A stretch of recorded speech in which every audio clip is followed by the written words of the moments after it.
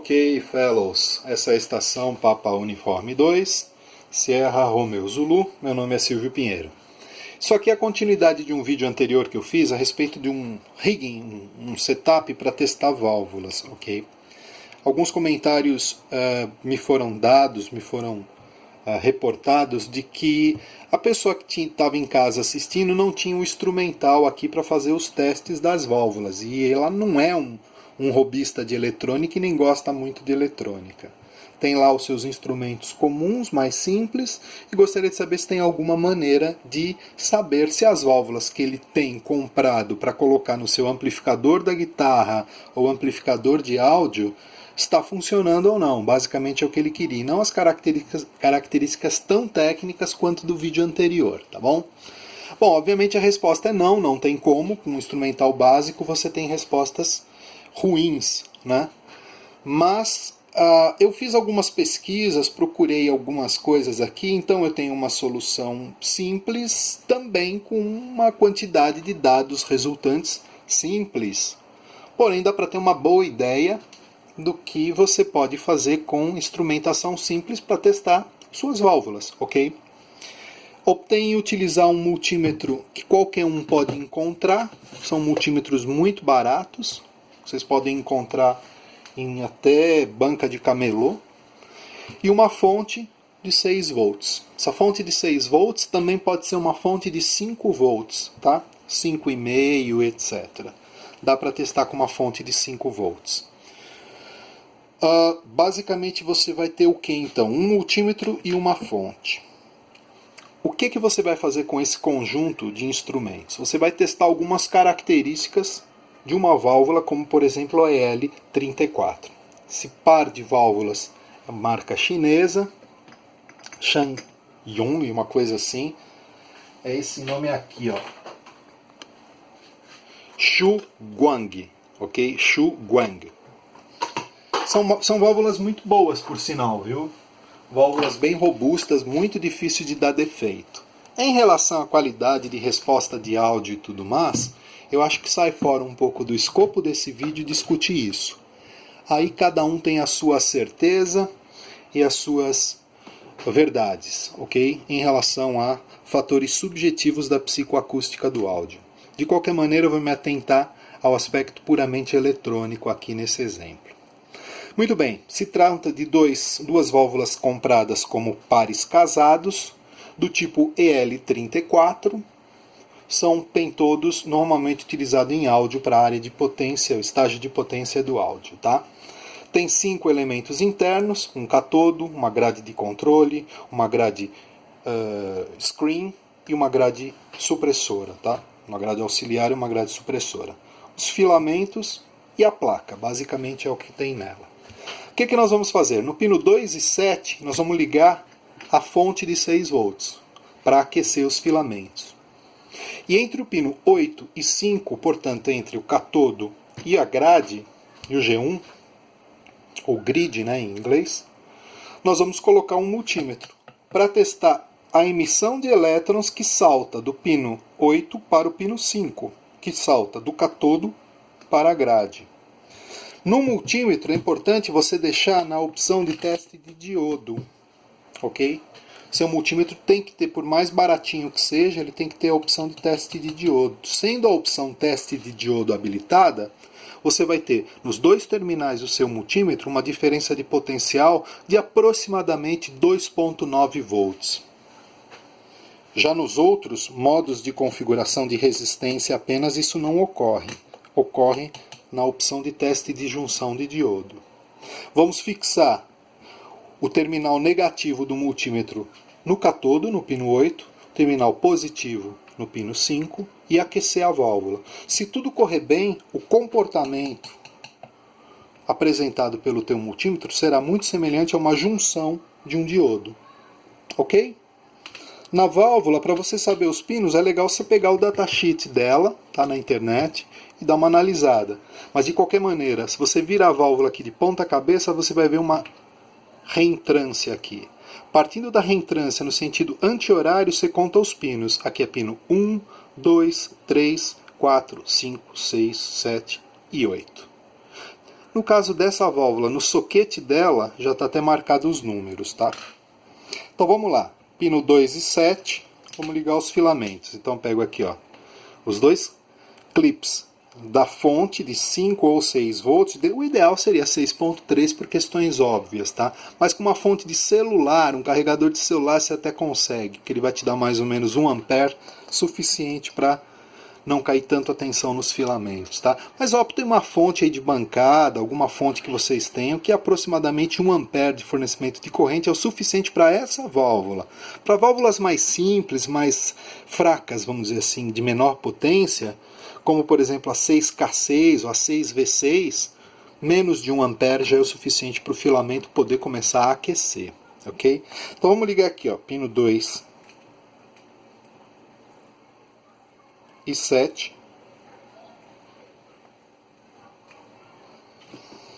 No modo de leitura de diodos, pino 8, negativo, e pino 5, grade de controle. Se tudo correr bem, não vai acontecer nada. Por quê? Porque a fonte ainda não está energizada, a fonte de filamentos não está energizada. Ao energizar, vamos ver o que começa a acontecer. Primeira coisa que você vai notar na sua válvula. Se tudo correr bem, se você tiver ligado direito os terminais de filamento, você vai notar um pontinho laranja que começa a aparecer bem no centro da válvula. Bem no centro dela aqui, ó. Você vai notar um pontinho laranja começando a ficar mais visível. Não sei se dá para notar um pontinho laranja aqui, ó. No vídeo acho que está dando para notar. Beleza, quer dizer que o filamento está ligado da válvula. Então a válvula está aquecendo. Esse heater, esses dois terminais, está aquecendo o catodo. O catodo já começou a emitir o quê? Elétrons. E esses elétrons estão saltando do catodo, sendo sentidos pela grade, pelo G1, que está fechando aqui um circuito, vamos dizer assim, né? E está aferindo pelo instrumento a junção entre 8 e 5. Se você inverter aqui e colocar o negativo aqui e o positivo aqui, não vai conduzir. Muito semelhante a um diodo, apenas vai conduzir, vai mostrar a junção. Quando o 8, o catodo, tiver negativo, e no caso o grid aqui com potencial positivo, permitindo a diferença de potência e o fluxo eletrônico saltando do pino 8 do catodo para a grade. Quando que você vai saber se terminou o teste? Quando esse número estabilizar. Ele começa com um número maior que 2, no caso desse multímetro, no caso 2 volts, e vai reduzindo até um número bem pequeno. Aqui, a queda de tensão no momento está em 0,570 volts, ou 570, 560 milivolts de junção entre o pino 8 e o pino 5. Não é junção, porque isso aqui não é uma válvula, não é um dispositivo semicondutor, né? É uma válvula termoiônica, mas tem a característica de apresentar um resultado semelhante nesses instrumentos baratinhos de diodos. Olha lá, 553 estabilizou, 553, 552.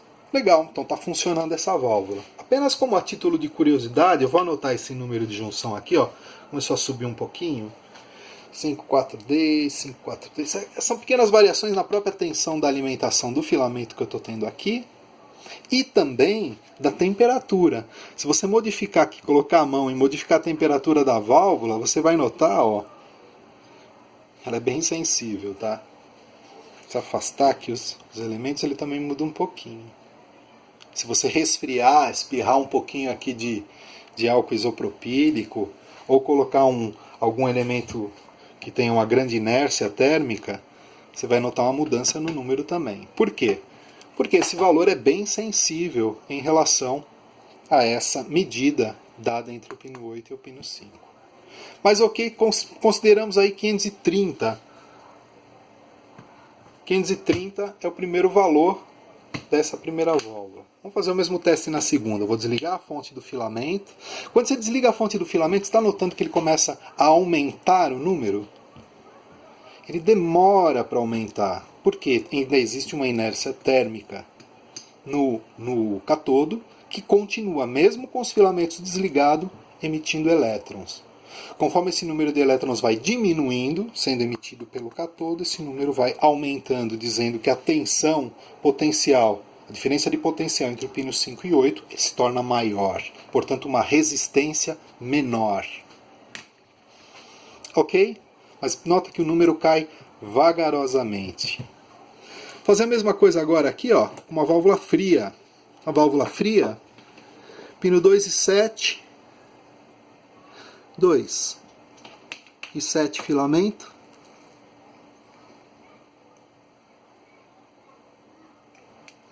pino 8, cátodo,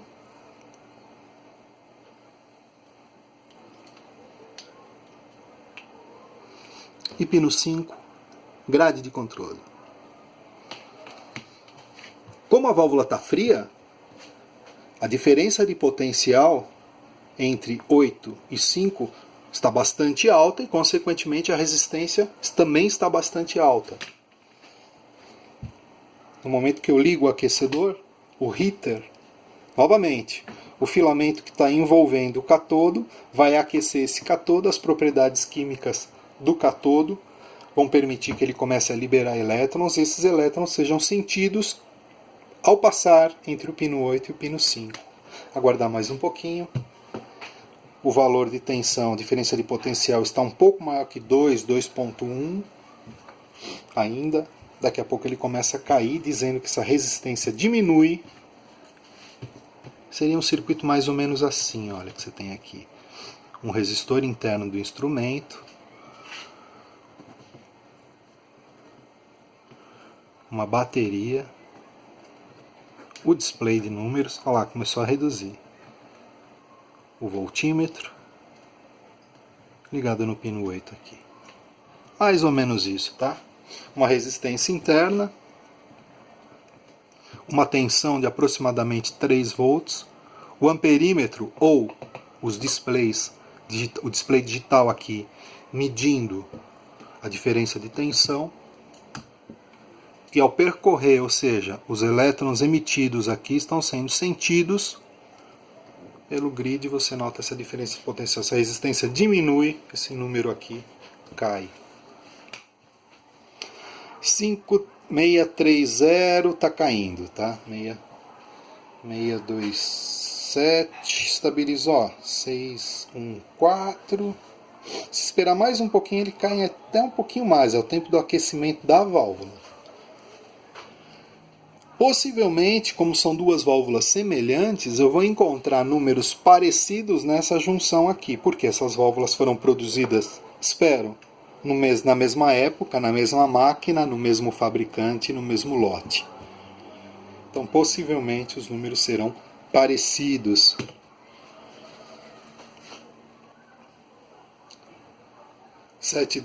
Podemos dizer 570. Entre 530 e 570, nesse caso, a gente pode considerar que essas duas válvulas, esse quesito de resistência de emissão de filamento nessa tensão, emissão de cátodo nessa tensão, nessa característica, essas válvulas são parecidas. Mesmo esquema, vou desligar, você vai notar que a resistência começa a aumentar aqui, ó. E o número começa vagarosamente a subir. Para finalizar, vou fazer o mesmo teste com uma válvula gasta, uma válvula antiga. Vocês vão notar algumas características interessantes. Primeira característica, a válvula aqui é bem antiga e bem gasta, tá? É uma 6V6. Também pino 2 e pino 7, partindo daquela ideia da contagem, ele é vazio, tá? O pino 1 é vazio e o pino 6 também é vazio aqui nessa válvula, tá?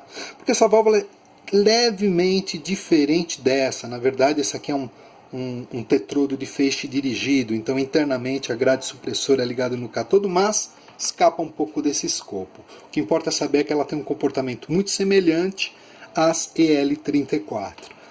Vou simular o mesmo teste aqui, ó. Pino 2 filamento, pino 7 filamento, negativo cátodo, pino 5, grade de controle, válvula fria, resistência alta, diferença de potencial também alta. Liguei o filamento ali, vai começar a aquecer, já já você vai ver um pontinho laranja aqui no centro, acho que dá para notar bem no centro aqui da válvula, dizendo que o filamento está aquecendo, aqui também tem um pontinho. O filamento está aquecendo o catodo vai começar a liberar elétrons, vamos fazer aqui a medida entre catodo e grade, esse número vai já, acima de 2, começar a reduzir, 1.8, 1.9, 1.8, e você está notando que ele está caindo, mas não está caindo tão rápido quanto essa. Por quê? Internamente a válvula é diferente, portanto as resistências internas dos elementos são diferentes, e a característica esperada de uma válvula totalmente diferente de outra é natural. Essa aqui é uma 6SN7, um duplo triodo de áudio, bem interessante por sinal. Isso aqui o pessoal que gosta de fazer experiências, quiser experimentar essa aqui no lugar de uma 12AX7, vai ter um resultado bem interessante, viu? Principalmente uma certa melhor resposta nos graves em relação a 12AX7. Olha lá, 1, 2, 5, 1, 2, 3, 1, 2, 5, 1, 2, 1, está caindo. Mas você nota que o número não cai tão rápido quanto essas. E outra característica interessante de uma válvula bem antiga é qual? Quando eu desligar o aquecimento, ou seja, quando eu parar de mandar energia térmica para o filamento, você vai notar que rapidamente esse número sobe. Isso por quê? Porque a quantidade química, digamos assim, os elementos químicos que compõem esse catodo, já não estão tão bons, entre aspas, quanto uma válvula nova. A capacidade de emissão dele é bem menor do que dessas novas. Nota como demora para ele cair, né? Agora, ao desligar, olha lá, rapidamente ele sobe muito mais rápido, a curva de velocidade que ele sobe, ou seja, que ele não emite mais elétrons depois de não ser aquecido, é muito menor o tempo do que numa válvula nova. Tá bom? Então, para finalizar o vídeo, comentei com vocês, com instrumentação barata e rudimentar, você vai ter um teste com resultados também rudimentares. Mas não quer dizer que você não possa fazer um experimento como esse em casa e aferir essas características eletrônicas das válvulas que você tem por aí. Tá bom? Vou ficando por aqui. Meu nome é Silvio Pinheiro. Essa é a estação Papa Uniforme 2, Sierra Romeo Zulu. Forte abraço a todos, muito obrigado. Quem gostou do vídeo, compartilha, dá um joinha, comenta aí, faça seus pedidos. Dentro do possível eu tento atender aí dentro do tempo disponível. E é isso. Compartilhem com quem gosta de áudio, quem gosta de eletrônica e principalmente quem gosta de equipamentos valvulados para guitarras, para audiófilos em geral. Dá uma dividida aí, todos os comentários são bem-vindos. Dentro do possível eu respondo a cada um de vocês, tá ok? 73 a todos, muito obrigado.